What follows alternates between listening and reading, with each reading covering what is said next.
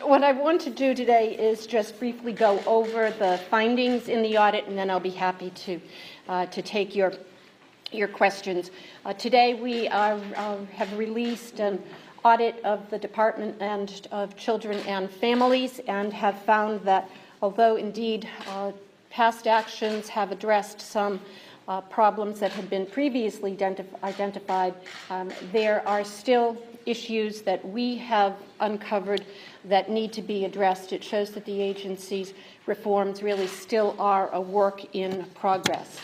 Highlights from the audit include the fact that there were, in the data that we looked at for 2014 and 2015, 260 medical incidents of serious bodily harm that were sustained by children already under DCF care that DCF didn't know about. If they don't know about them, then they can't act upon them. And when I say that these were serious bodily injuries, they included gunshots and burns and stabbings and injuries because of assault.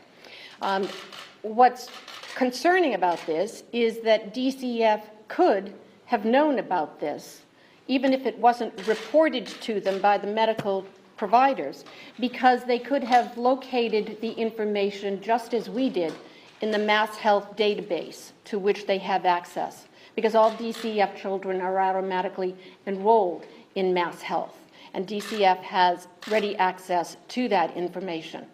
And I can't frankly understand how it is that they can justify their willing ignorance of this information by saying that it might not be very current information.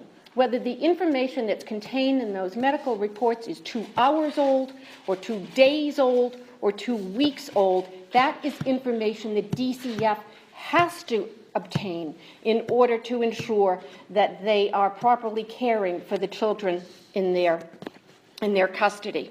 And although this data was gathered from 2014 and 2015, you can tell by their very response that they haven't changed the policies, they aren't accessing this information, and we are confident that there remain injuries that they are not becoming aware of because they are not using this database. Another significant finding was that the agency, DCF, is not reporting all bodily injuries that are deemed critical incidents to the Office of the Child Advocate. This is not a mere bureaucratic failing. They have a legal obligation to provide this information to the Office of the Child Advocate in order that the Office of the Child Advocate might fulfill its statutory responsibilities to oversee the work of the Department of Children and Families and to independently track trends on child abuse and child neglect and determine how well DCF and its sister agencies are meeting the needs of our children. But we see that DCF, if it's not going to provide complete information to OCA, leaves the OCA unable to fulfill its statutory mission. Related to that, when we were looking at the reporting of critical incidents, we found, frankly to our shock, that sexual abuse of children was not considered to be a critical incident because DCF, in their own words, said that they did not consider sexual abuse to involve serious bodily harm or extreme physical pain.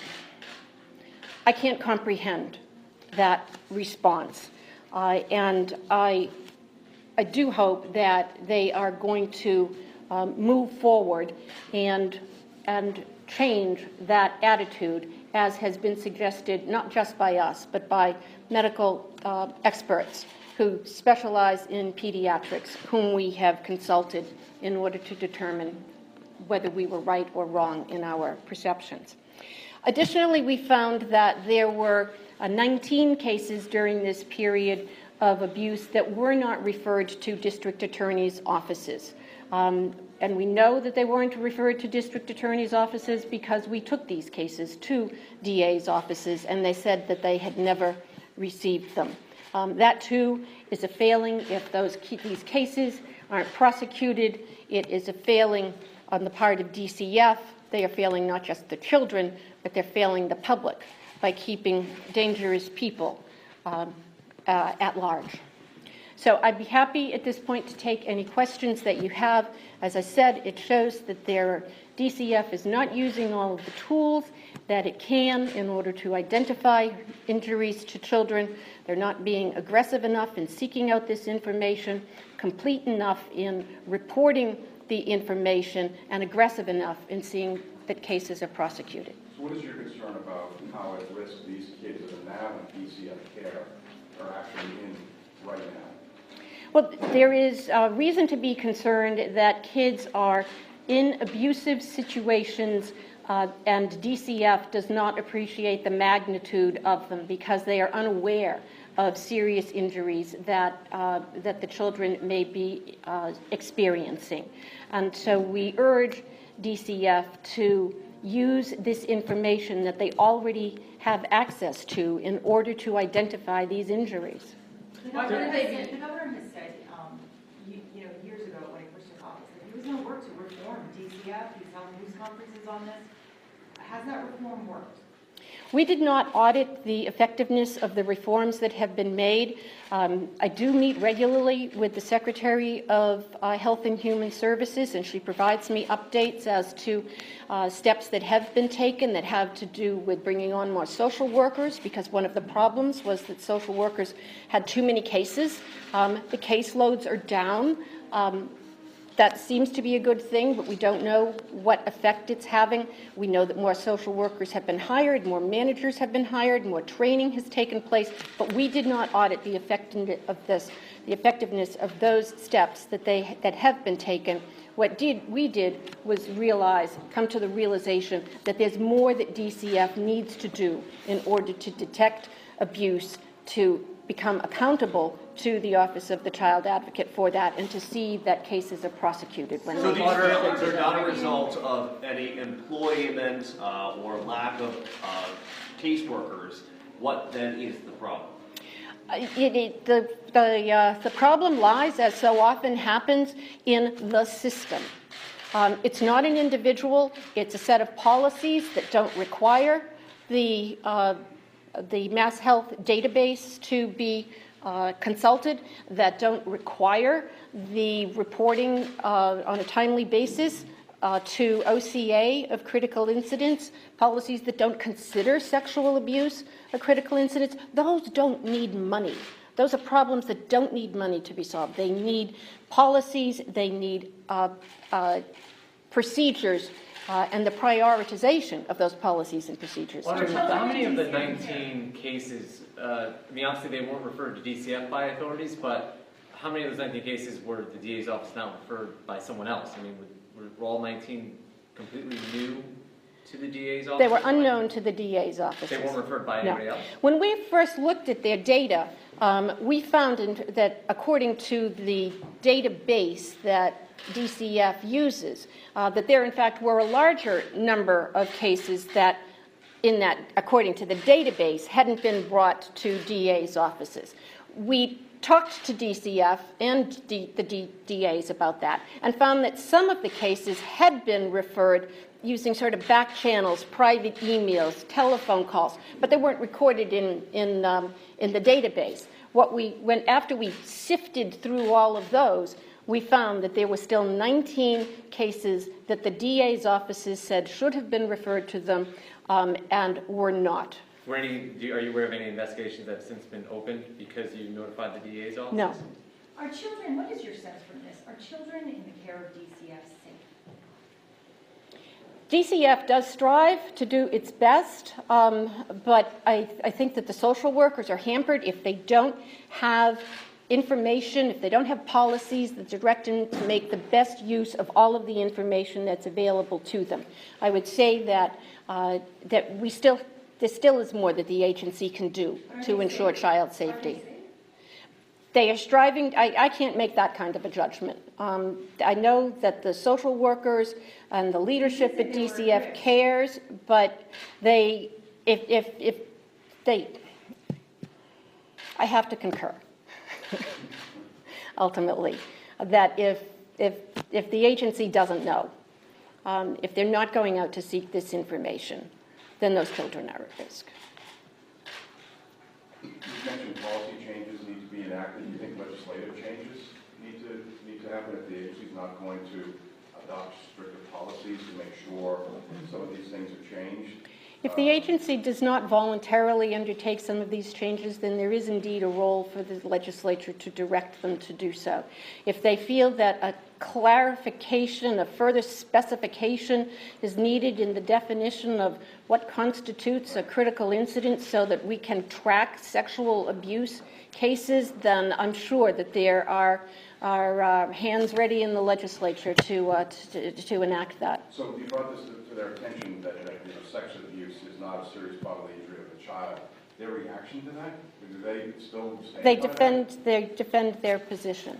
Because they say it doesn't necessarily involve serious bodily injury or extreme physical pain, it doesn't fit the legal definition of critical incident. I find that incomprehensible. Does that sound like you're going to need legislative relief for something like that? If they don't choose to adopt a more realistic interpretation, the legislature may need to direct them to. Well, to that end, they responded to every claim you made with regard to the data as well. I mean, do you think that they're taking this seriously? Do you think that they really view your views as issues? I frankly regard their response overall to the audit as inadequate. So it doesn't seem like they take it seriously. I hope that now that they are understanding that their words are being made public and that their position is being made public, that they may rethink some of their positions. Does the Office of Child Advocate agree with your sense that sexual abuse should be reported as a critical incident? They did not come down strongly on that issue. And so you'll have to talk to the Office of the Child Advocate about that. Auditor, can you tell us about your timeline for this? Why we're just kind of hearing now about problems that date back to 2014? The audit was started some time ago. There were issues in getting access to the data that we needed. That was a factor that prolonged the audit. We also had a personnel change. The director of this audit retired, so we had a slow down because of that as well.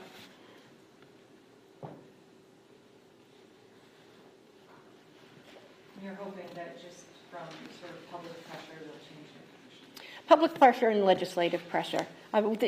You know that there are many legislators in this building who are passionate about this.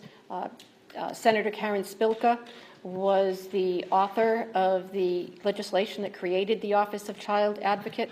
We know that she feels very strongly about the necessity of them performing that oversight role, because they don't just oversee the Office of the Department of Children and Families, they also oversee the DYS and whenever and look also at issues of children's mental health. So the Office of the Child Advocate takes a holistic view, and if they're not getting essential pieces of information about what's going on from DCF, they get an incomplete picture of the state of child abuse and neglect across the Commonwealth. And it therefore is keeping them from fulfilling their legislative mandate. Have you talked to the governor specifically about this report, the governor's office? Just to let them know that it was coming. I have been talking right along with Secretary Mary Lou Sutters about this. So she is aware of it and has certainly been talking to the governor's office about it. Can you make a judgment on how far DCF has come? I mean, the last case that really, I think, captured the public's attention was a few years ago with Jeremiah Oliver. Has the agency made any sort of improvements in your estimation since those days? And how far has it come? I can't answer that as an auditor because we haven't audited that. I do appreciate that steps have been taken that have been beneficial to the office, clearly reducing caseloads, providing better training, putting better technology in the hands of social workers so they can access information, bringing in assistance to social workers so they're not minding children while they're also trying to remediate situations in other households. Those are all good things, but I can't quantify the benefits of it because we haven't audited it. Will your office start conducting another audit from 2016 and 2017? Not at this time. No, we will not look at the agency. We will expect from them within 6 months an updated response to our audit to determine what, then they will tell us what steps they have taken, but we will not conduct another audit within that year or so time frame. Are there any other questions that you'd like to pose? Auditor, do you know which counties the 19 cases came out of? Not offhand. Do you? I'm I know pointing. where they are, but I don't have them memorized. Okay. Were they around the Commonwealth? Did they cover all counties or virtually all counties? They did cover a good amount of the counties. Okay. So what happens next 6 months the DCF has? After 6 months, we go back to them and ask them what steps they have taken, if any, to implement our recommendations. And so we just kind of keep that on file and ready for the next audit. Are they required to implement the suggestions that you have? They don't have the force of law. I can't force them to do so, but the vast majority, upward of 90% of our audit recommendations in general are taken up and implemented, and I hope that success rate continues with this audit result. I thank you very much for your interest.